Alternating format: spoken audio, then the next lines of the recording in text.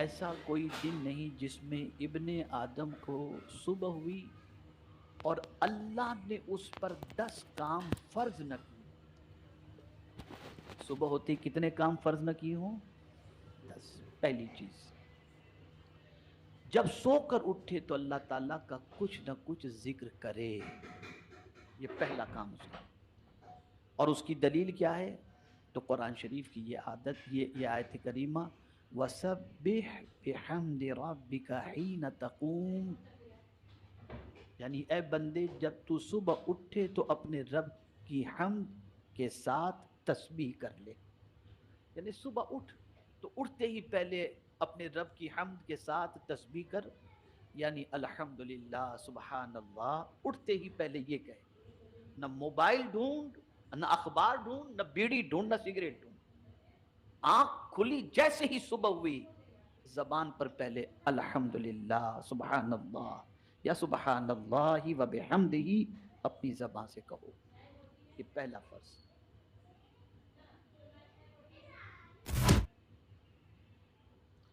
دوسرا، اب یہ بھی تفصیل طلب ہے، اس میں بھی اللہ عز و جل کے مختلف ارشادات ہیں. یا ایھا الذین آمنوا اذکروا اللہ ذکرا کثیرا وسبحوہ بکرۃ واصیلا. اللہ عز و جل ارشاد فرماتا ہے، اے ایمان والو اللہ کو خوب کثرت سے یاد کرو اور اس کی پاکی بیان کرو صبح کو اور شام کو. صبح بھی اس کی پاکی بیان کرو یعنی سبحان اللہ کہو، اور شام کو بھی اس کی پاکی بیان کرو یعنی سبحان اللہ کہو. اب یہ دوسری بات بھی غور سے سننے کی ہے. دوسرا یہ کہ رات کو سوتے میں بہت سارے تہبند پہن کر کے سوتے ہیں تو نیند کے اندر جسم کھلا رہ جاتا ہے، پتہ نہیں چلتا انسان کو سویا ہے. تو فرمایا گیا کہ صبح اٹھ کے پہلا کام جیسے آنکھ کھلی اپنے کپڑوں کو درست کرو، یعنی جو سطر تمہارا کھل چکا تھا اس سطر کو پہلے ڈھانک دو.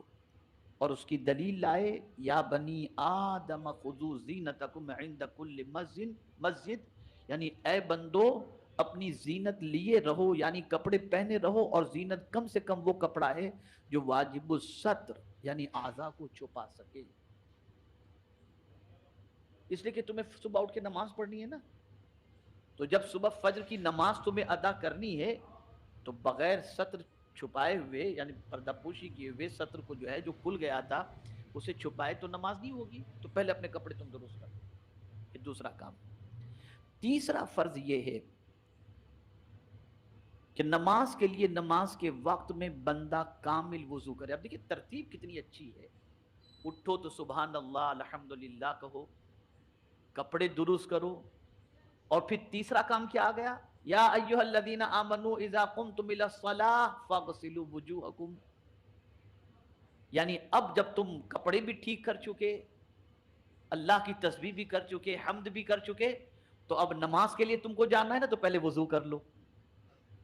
یہ تیسرا کام. یعنی اب اٹھنے کے بعد ضرورت سے فارغ، آپ استنجا وغیرہ سے فارغ ہو گئے، اب نماز کی تیاری میں لگ جاؤ.